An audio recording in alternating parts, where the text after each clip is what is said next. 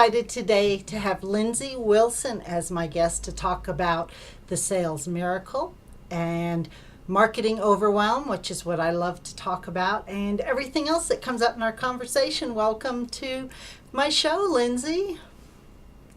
Hi, Michelle. It's so nice to be with you. Now, I want to just say, in the interest of disclosure, you and I know each other pretty well. We do? So we've worked on a variety of projects. You've interviewed me before. I've been to California a couple times to be with you. And so we're just going to dive deep today Yeah, good. because we know each other, and so we can just kind of get right into it. Absolutely. One of the things that fascinates me about you, Lindsay, is that just like 2 or 3 short years ago, you had a rockin' little social media company. I mean, maybe it wasn't so little, but it was a kind of cool company doing social media and helping other people. And boom, 2, 3 years later, you are like this huge sales coach, business coach, speaking on stage with really well-known famous people. You've interviewed Michael Beckwith. It's like you put your stake in the sand. And we're going to talk about that. But I want to know, what was your biggest challenge to get from where you were to where you are?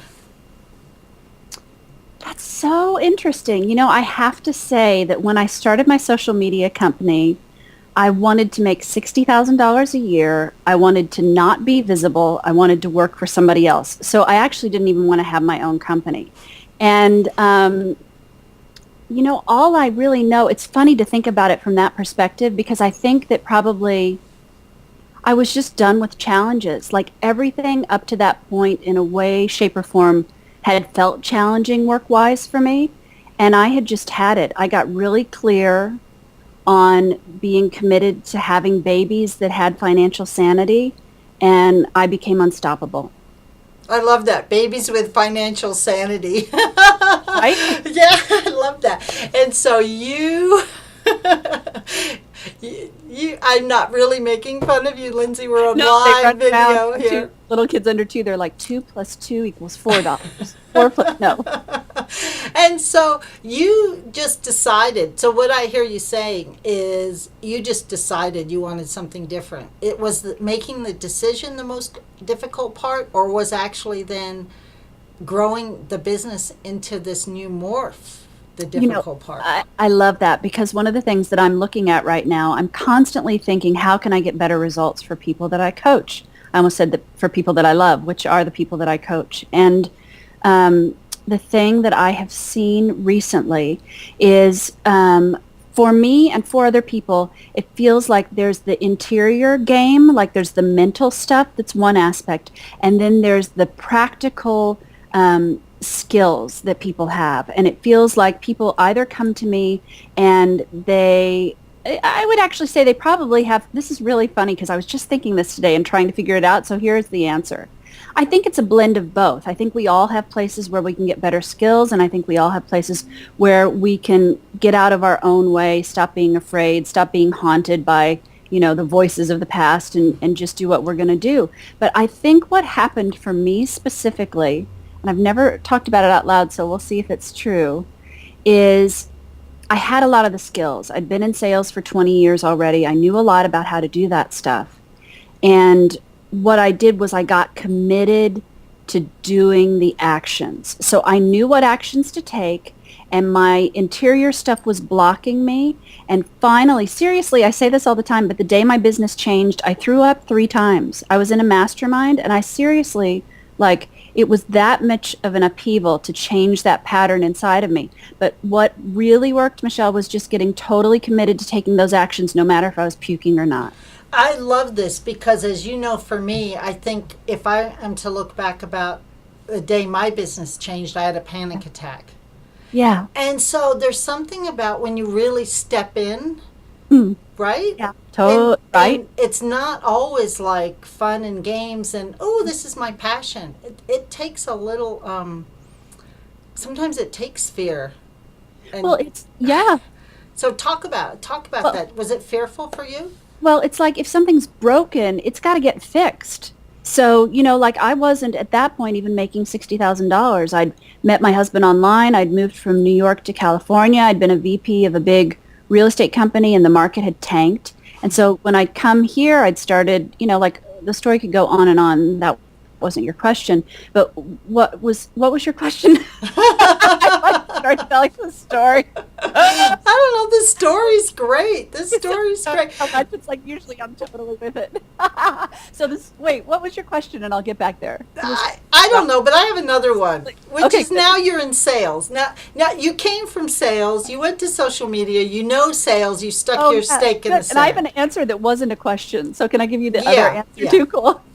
So the other thing that I found is the process that I swear to goodness, it's like Moses and the tablets. Like somehow this sales process just flowed through me for some weird reason. And here I am. And I teach this process to people about a way that always works. And the reason it always works is because it really is in partnership with your clients. And so the cool thing is through my own experiences, I have chills. I've learned that we're here to serve people. The people that we're here to serve know us better than we know ourselves. And if you listen to them, they will pull you forward in a way you can't imagine. So the answer to the question about how I got from throwing up to interviewing Michael Beckwith was I listened. I have chills everywhere. I love this. I love talking to you. This happens all the time. Like when we talked in the bonus interview, it was totally like this. People should totally listen to the bonus interview because you're a genius. You are. You bring out the chills in me.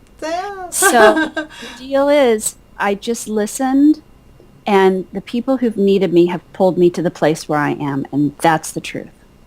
You make it sound so easy, and people hate sales. They hate sales. Yeah, of course. Yeah. What is it that's so scary about asking for the money? I really was like the worst salesperson I knew when I started, so I really get it. I don't believe from my own personal experience that you're a natural born salesperson or you're not. So I just think it's part of the human condition that it's like what's scariest for us and what's most painful for us is also the place where we can heal the most, and we're sort of called to go towards the pain and walk through it. So I think it's exactly what you're saying. I think it's money, which brings up value. It brings up worth. It's all that kind of stuff. I think that fear of rejection is what I hear from people all the time.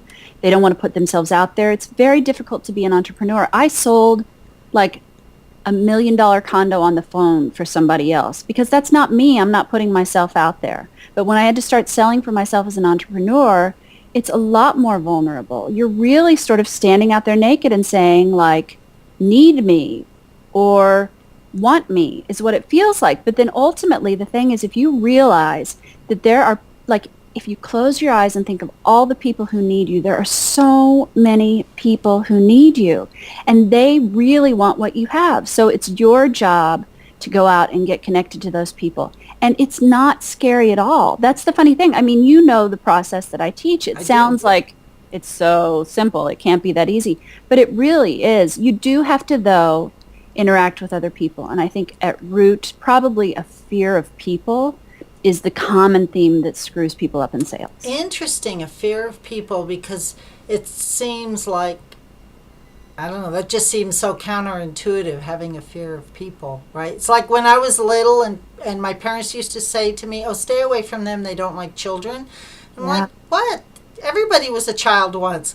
And so it's the same sort of counterintuitive thing. We're all people. How can we be scared of people? Totally. Yeah. It's whatever the worst thing was that happened to us as a human being, we think when we're vulnerable and we ask for someone to give to us is the same thing that's going to happen. So it's the same thing when people get on Facebook. Like I had a client once who was like, I just sit down and I can't do it because I'm sure my mean sister is sitting there watching me and she's going to say something awful. And her mean sister wasn't even on Facebook. But this is the haunted part.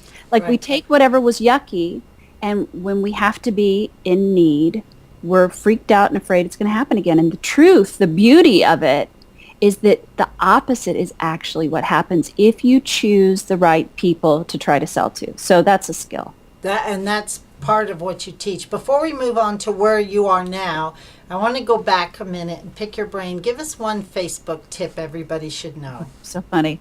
I think that that's very different than what I thought before. So I'm going to tell you a really different tip. You ready for this? I am. Forever, when I had a social media company, I would talk about, there are a million ways. Like, you still can get most high-end clients, I would say, with Facebook posts and interacting and that sort of thing. So maybe that's one tip. But the other thing I would say is, right now in Facebook ads, there are so many cool things you can do that if you're not hip to the groove on those, you want to figure out what's going on there. Oh, cool. Nice tip. Okay, so interact and study Facebook ads through you at thesalesmiracle.com. Okay, so Lindsay, you put things together that are kind of quirky, okay? So, like, you need, you want a professional headshot. And you and I have talked about this. You want a professional headshot, and then you put up goofy photos on your Facebook page, right? Totally. So how do those two things go together? They are professional goofy photos, right? Yeah. Yeah. And so I think that two of the trends that we're seeing right now is, first of all, everything is social. In a social media world, if you have a corporate-looking headshot, people aren't going to click on it because we don't want to be sold to. We put up our guard. None of us want to be sold to. We see something that looks like clip art in a Facebook ad. No way are we clicking it. We think we're too smart for that. But yeah, I have crazy photos that were done by a professional photographer when my 6-month-old was born. And there's one where I'm cracking up because my son's like throwing something. And I put out a Facebook ad and it has that photo in it. So I think it's about it looking social. But the other thing I think is this. So the quality of the image that you project is really important. So people are going to see your pictures, Facebook, Instagram, Pinterest. People are going to take pictures of you at other networking events. If you have product shots, they're going to look at that. We are so on the internet. And so whatever is visual really needs to be a representation of you. And so I think good quality, but personable is an absolute match. Wow. That's a really cool tip, actually. Professional goofy shots. Okay, something else you put together that is goofy is dating and sales. You are so funny. It's so interesting to hear your observations. I just want to listen for this whole hour. Yeah, that is true, dating and sales. And so I've heard you talk about sales is like love, right? And you don't go looking for love in all the wrong places, so you don't go looking for sales in the wrong places. Am I making that leap on your behalf? Well, and I think the truth is, no one's ever asked me about this, but I looked for love in all the wrong places. So I think I'm actually a pro at knowing all the things you should not do in dating. And so it's just easy to use those analogies in sales, right? Yeah, and when I was I'm pretty old school sales, and so I love hearing your new tips, but it used to be that people would come out and say, hey, don't ask them to go to bed on the first date, right? Right. You've gentrified that a little bit and made it a little more politically correct and a little nicer to swallow. But it's basically that same tactic that you're building a relationship with people. Whether you're selling a $17 product or a $100,000 product, you still have to have some sort of relationship. Yeah, and sales is intimate. I think that's why the analogies work, is because we think we put on a different hat when we do sales. We get scared. We floor the gas all the way down and just hustle through the part where we've got to talk about money and hope that we make a sale. And the deal is, you don't do that with other human beings. And quite frankly, even if you are an online product person who never actually deals with the person face to face, the whole process, what sells, especially in this day and age and in this economy and in a world where we are all socially online, is intimacy. It is the currency of now. Intimacy, the currency of now. Love it. Never said that before. It sounds quotable, right? It's true. Yeah. The other thing that you put together, it is quotable. I'll put that out. Hashtag Michelle Van de Post The other thing that you put together, which I love, is spirituality and sales. In my marketing archetype work, I talk a lot about bringing your gifts and bringing your inner self to your marketing. And you're talking about doing that same sort of thing in sales. That's how I view spirituality. Now, I know it's different. What does it mean to you to have spirituality and sales melded? I love that. I keep thinking about a Facebook post lately, and I don't know how to word it, but I keep thinking, the whole idea like God is love, and then you hear Janine Roth talk about food is love or food is God, or Marianne Williamson talks about, food, God, and whatever, all of these clusters of things. And so I keep wanting to put up a post that says God is sales. And I know that people are going to flip out because I think one of the places, and I don't mean to step on anybody's interpretation of God. So like whatever you feel that is or I totally respect it. If you think God is grammar, I'm sorry if you're unhappy with the way I just said that. But the deal is that where money and God meet is where I'm fascinated. My husband said to me, what's your favorite story? And I thought, it's going to be like from when I was 6 or a story with him. And he said, you love the story about Jesus in the temple smashing up the booths because they were not being cool with money. And that's not the words that he used. But I find it really, I have chills again. I love talking to you, Michelle. You bring out I shouldn't say this, but if anybody hasn't spent time like doing marketing archetype work with Michelle, you totally should, because she revealed the single most powerful sales strategy that I found for myself this year. I love that. Thank you. Totally. It's absolutely true. It's absolutely true. But I am transfixed by the place where God and money connect, because I think we get really confused there. I think we have a really hard time figuring out that. And if we're not here to serve other people, and if we're not here to receive from that, which is what sales is, that means we all sit at home behind our computers and we tweet or whatever, but we never make an impact. And that's a travesty. And oh my goodness, can I say one other thing? I'm like preaching now. Please, yeah. That's the thing. That's what I really care about, is that all of us get our gifts out into the world. And if we're going to get, tripped up on the door frame, which is just the sales piece, like forget it. So like get out your door and help people, and whatever sales strategy that is, like embrace it and move on, because you're not here to be held back because you're scared about sales. Oh, I love that. I was interviewing Jennifer Loudon, who quoted Martha Graham. I don't have it in front of me now, but it's something about it's your job to put your gift out in the world, not to judge it.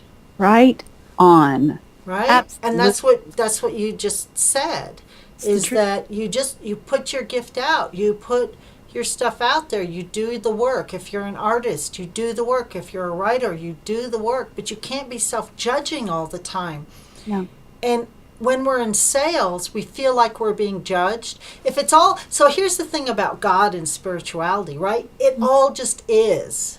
Yeah. It's all just energy. And so if money represents some energy in you, and if God, again, not insulting anyone, but represents an energy of something, and dating represents an energy, it's all going to bring up, they're all hot buttons, it's all going to bring up what's holding us back. And if we're judging ourselves, I don't know what my question is. I know I'm interviewing you, but you got me on a soapbox here. No, I love it. But there's some thread here, Lindsay, about we judge ourselves and it stops the whole process. It stops our sales, it stops our dating, it stops our creativity, it stops our own relationship with God.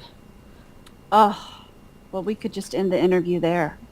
It's brilliant. But you have a lot to share still. Well, no, I won't end the interview there at all. But it's just, it's yeah. And I'll just add a footnote to that if I can. Mm-hmm. So if you have a sales problem, I promise you that you're not getting your gifts out into the world the way they could be gotten out there. And that's really the issue. You can call it an opt-in box, you can call it a whatever, but why you would let those things stop you? Like if you're an amazing sculptor and you've got crappy tools and that's the only thing that's stopping you from being like Michelangelo, like get some good tools and be Michelangelo.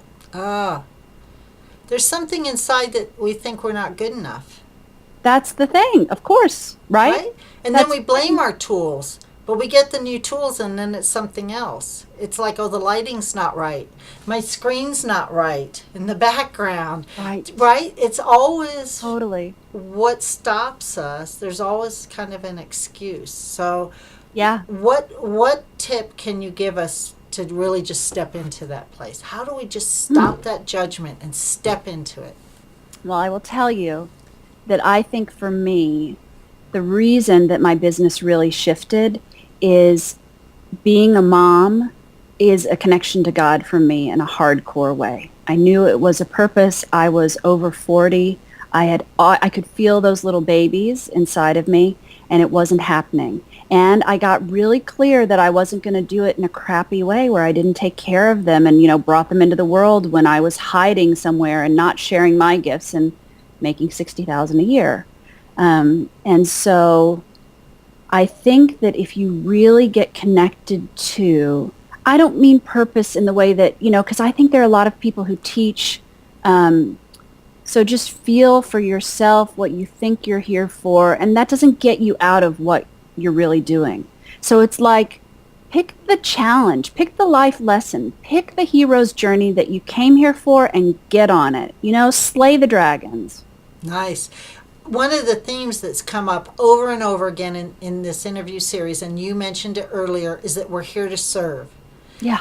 And I think what I am really understanding that all of us agree on is that no matter whether you judge yourself or you have gifts to share, if you put yourself in some sort of mindset that you're here to serve the people that need you, it gets you out of your own way somehow.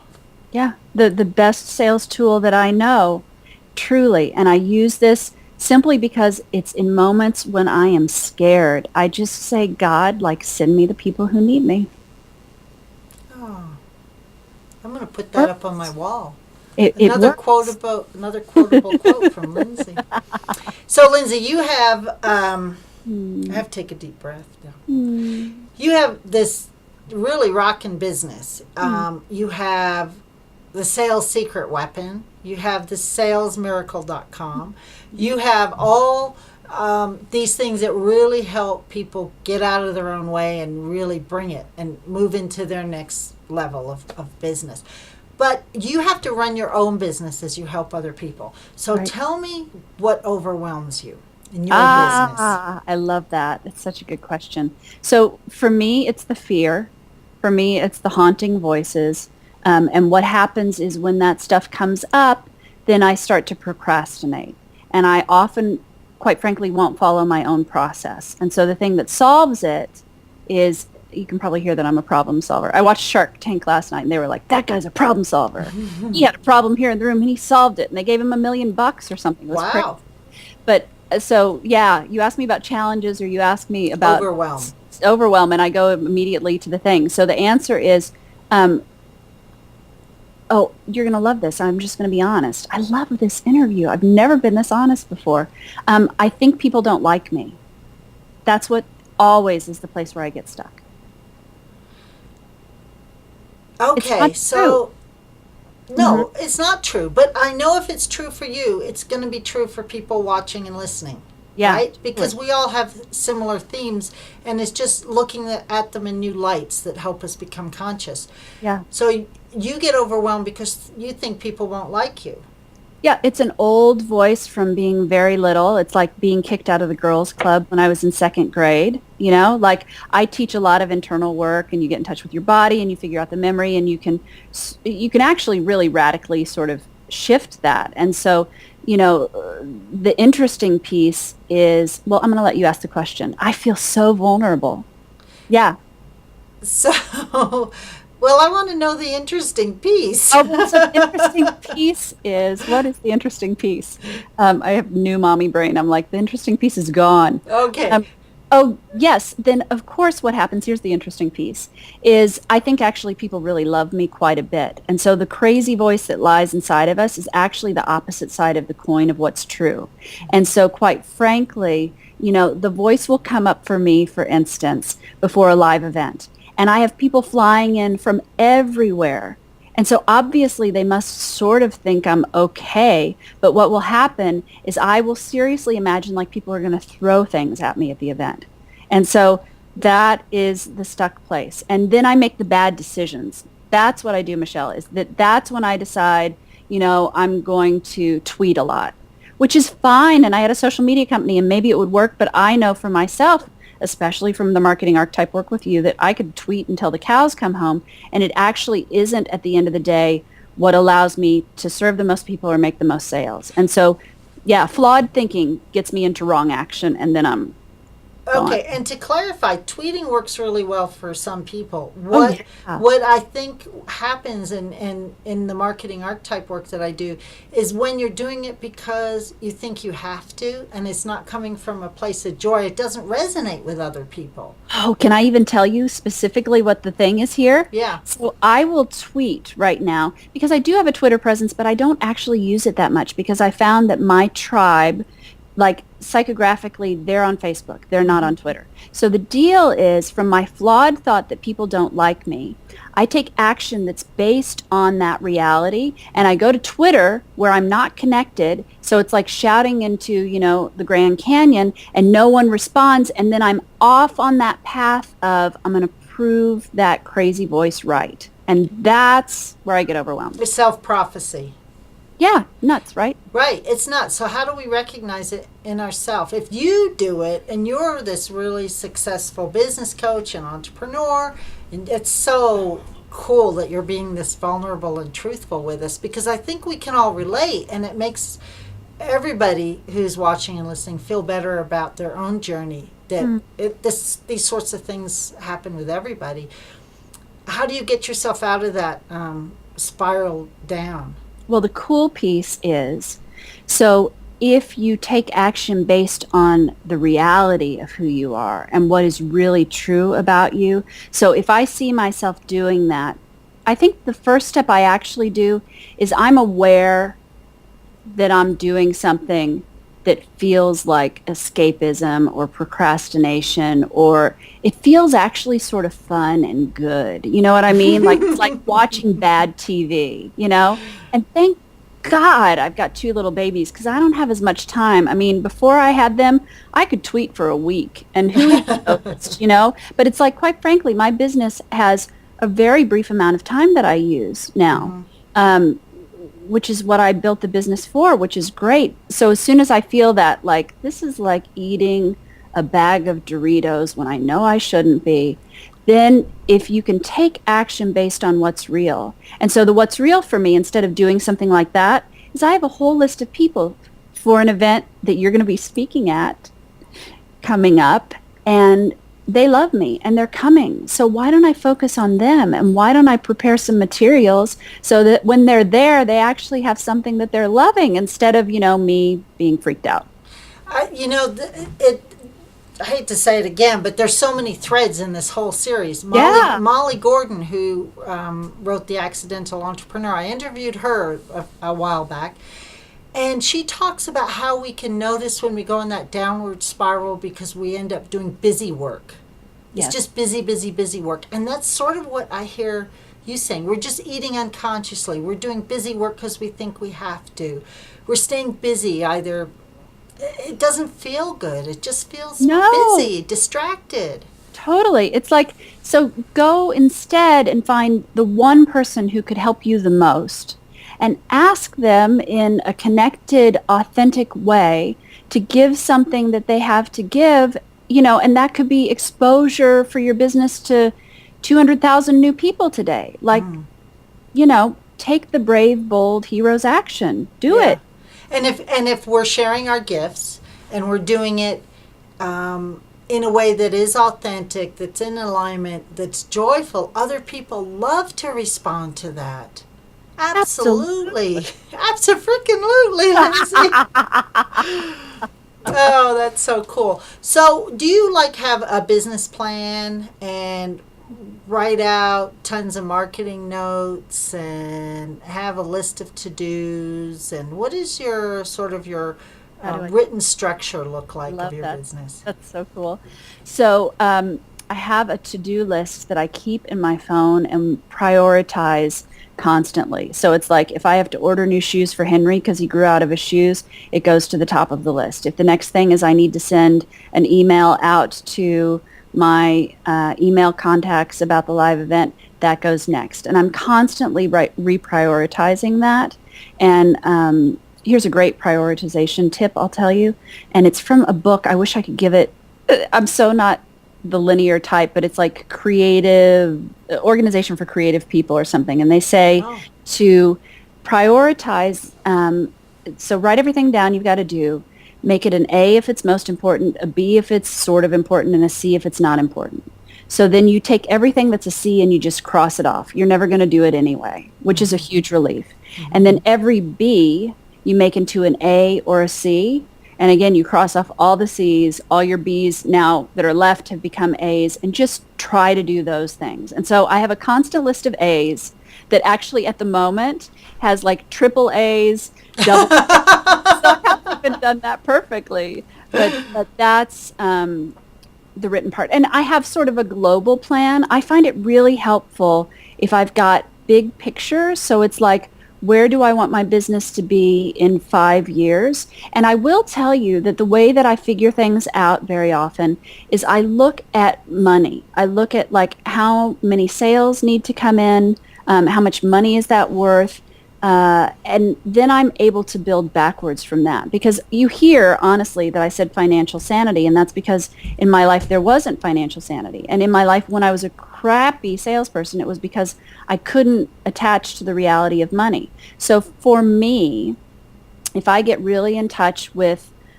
so this is how much my business needs to be making 20 years from now, I can backtrack and I can pull it in, and then I can have a plan that I follow today. So I've got the to-do list, and then I have the big picture, and those two need to mesh. And then I get into Overwhelm, and I go over here, and then I come back, and what I do is I get a bigger picture, or I get rooted into that picture in a clearer way, and it gets me back. Well, I love that. I have giant Post-it notes up on my wall. You can't see them right now because of the screen, but giant Post-it notes with my business plan, my 3-year outline that are up on my wall to just kind of keep bringing me back. So same thing. If I'm in the busy work, it brings me back. What's my vision? So what do you do when you get overwhelmed, Michelle? I walk. I have to leave. In fact, I went for a walk today. I just I keep my shoes in the office. Are we talking about getting real here?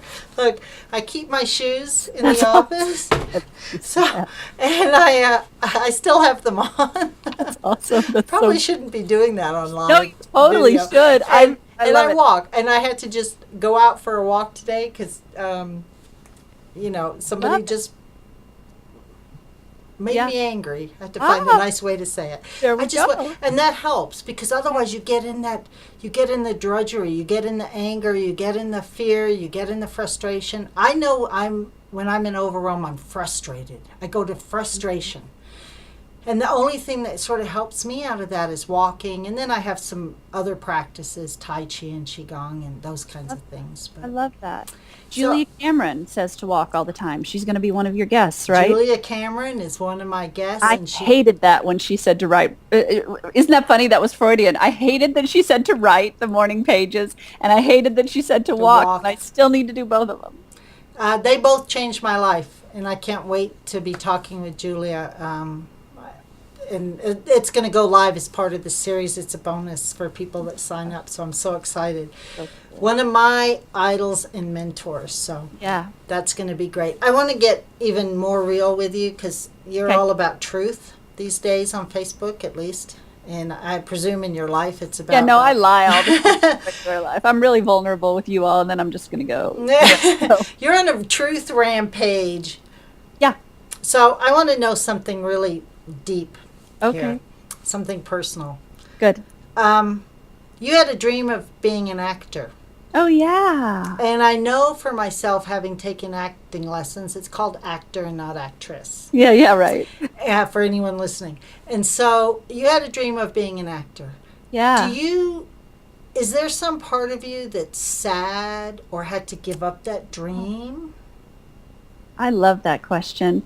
I constantly have actual dreams at night, that I'm getting ready to start graduate school for acting, and there's some sort of hiccup to it, and I'm really upset that it's not working to move forward for graduate school.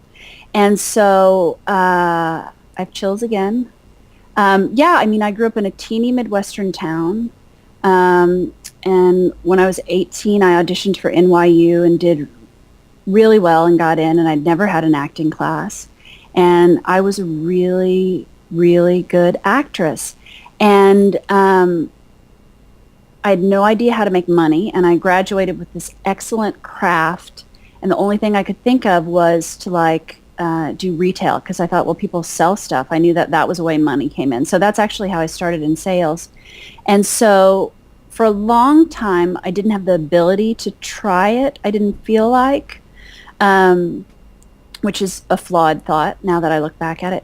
But the piece that I come to now is I've got a different dream. And I think that I know that acting taught me to be really authentic, which is amazing. Acting also really, all I wanted to do was be a star when I was 18, and I am a very different person. And so acting in a way sort of broke me, quite frankly. I've never shared this. And I'm so grateful, because I wouldn't be the person I am now if I'd been that. And still, I will tell you, I watch episodes of Newsroom. Do you watch the Newsroom? You got me hooked on it.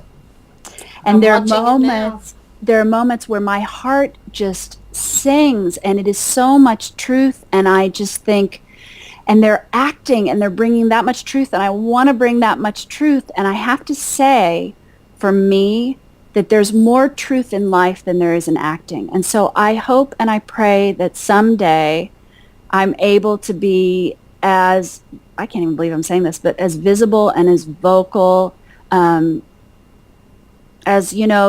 the Newsroom is. That much truth. I hope to serve that much truth to the world. But the way that I feel at peace about it is so that the Newsroom can show me some great art. And there are moments that, in the moment I am fully alive when I watch it. But I know if I really help somebody get out of their own way and reach their dreams on my deathbed, I will feel more at peace than I will if I had just, won an Oscar. So that's that for me. I love that question. Let's all take a breath. Thank you for sharing that.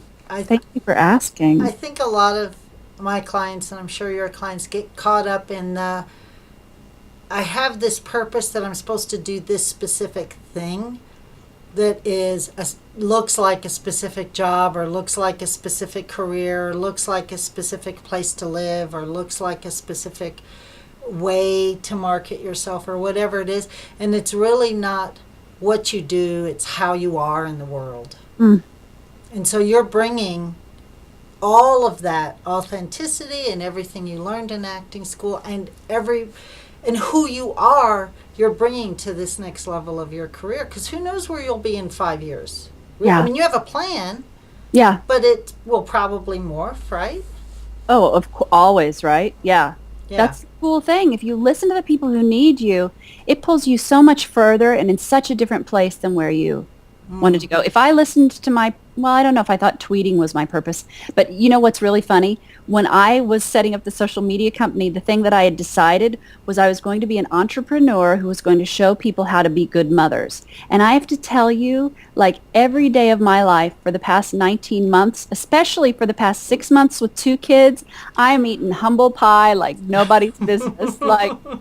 I think I'm a really excellent mom, but oh my gosh, is it hard. Holy smokes. Yeah, I'm with you there. As you know, I'm an older mom too, and so becoming a mom in my mid-40s as well was quite the interesting spiritual exercise.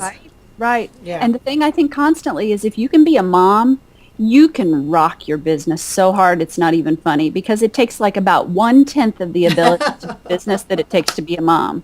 I love that. Get some good tools and chisel away, Michelangelo. That's it. That's the truth. It's that easy. Oh, cool. It really is. I want to go back to money for a minute, because I think this is an important piece to just push through. I think we just all have to push our limits to money. And you say that the ability of being able to tolerate money and how much money we can tolerate is an indication of where we are in our business, and I take it maybe even our life. So tell me what you mean by tolerate money. I think it's sort of like a gas tank. Like we sort of have a set level inside of us of how much money we feel comfortable having. And so if we won the lottery, if we're only comfortable having $50,000 a year, we'll blow all of it to keep it at $50,000. If we have an ability to tolerate $4 million a year coming in, that much money, I mean, you have to learn the how, but it's like you can know all of the how. It's an excellent question leading from the one before, because you can have the great tools, and if you can only handle $1 a year, those great tools won't get you there. So it really is a mesh of both things. And so when you get to the place, I can feel my heart soften, where you can stand having more. When you get to the place, and you know, for some people, it's about visibility. It's not always about worth. You know, it's like, so if I want to be as big as the newsroom, like I'm going to have to get over, you know, whatever I have to get over. People like you or not. Totally. Absolutely. Absolutely. Absolutely. So it's when the, you know, being of service becomes more important than your fear. That's the thing. And so the money piece, though, I think when people have sales stuff, very often it's because they only allow themselves to value themselves that much.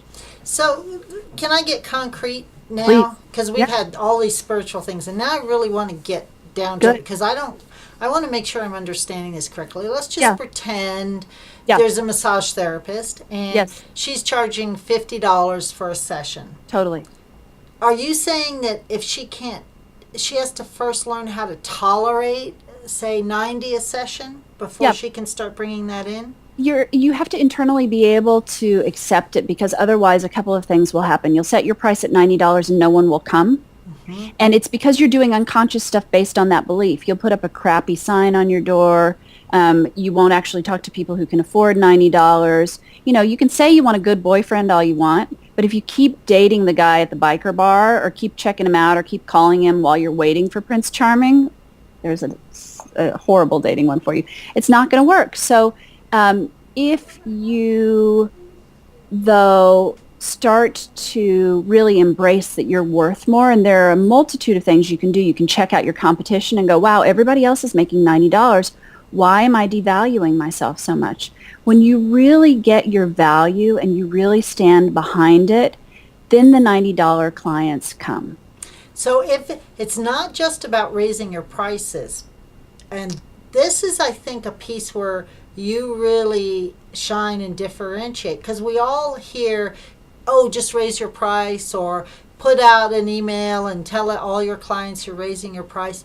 But that's not what you're saying. You're saying it's internal work first. Absolutely. Absolutely. Constantly, I find this when I'm coaching people. So it's time for them to raise their prices. I'm very clear on it. And I will say to them, so like, how much can you tolerate? Because I can tell them that they're $500 an hour and they're worth $500 an hour. But if they go home and like drink soda and you know, play Scrabble online all day and don't market themselves at $500 an hour, it doesn't matter what we price them at. And so what I find with my clients, just and you know, I'm fortunate. I listen to my clients and they say what is working for them is that I meet them where they are. So if somebody says that they only feel like they can do 325, I'll hold your hand through 325, and you can eat some chips and I'll tweet a little bit, and then we're going to get it to 375 a little bit later.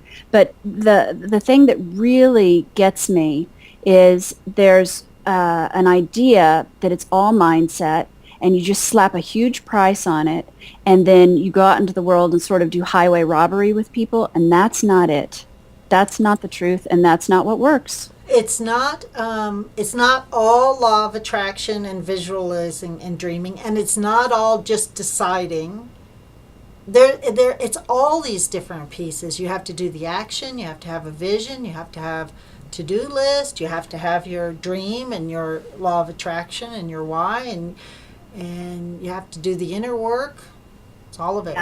We could talk about law of attraction for days, because I think that, you can't just dream about the car. You got to actually go to a car lot and try a couple of them out and drive them a little, and maybe, get a savings account and maybe get a job. And that's the piece. You have to, yeah, exactly. You have to also do the other pieces. So do you ever come across a client who says, yeah, I'm worth $500 an hour, and you just go, nah, ain't gonna happen? Yeah, there are definitely some people who feel that way, but that can be about the fear just as much as the client who says $50. So it's really about what you can embody and what you can hold. And the litmus test, at least in the process that I teach, is, okay, so great, you're worth $500 an hour. Go out there and connect with some people who would pay you $500 an hour, and start asking them the questions. Start asking them what they'd pay the $500 for. Start asking them what words they would use to describe their pain. Start having them look at your sales page and say if it, resonates with them or not. And the people who really, in actuality, are hiding behind a $500 an hour price will never go ask the people. Oh, I love that. This test is always the action. I love that, hiding behind a $500 an hour. Oh, I can't grow my business. Nobody buys. I like that. You can hide behind your prices at either end. Absolutely. Good point. What you call sales, I might call market research. Yeah, totally. Well, yeah, right on. Right? Because marketing and sales are definitely two different things, and we've talked about this before, but there are a lot of overlap. Sure. And you do have to have both. You can market all day long, but if you're not asking for the money, babe, you don't got no business. Absolutely. Absolutely. Yeah. And if you're not getting enough leads, with your copy or your tweeting or your speaking or your book, you're never going to be making sales. So, yeah. Love it. Love it. A couple more questions. Yeah. If you had $1 million just laying around to give to anybody or any cause or anything, what would you do with that $1 million that you would give away somewhere? I'm going to give you totally the wrong answer, if that's okay. Yeah? Yeah. Cool. I can't help but be transparent. So, I am mesmerized by my son lately, and since I was an older mom, I had my kids pretty close together in age, and so I'm just now getting to spend a lot of time with Henry again.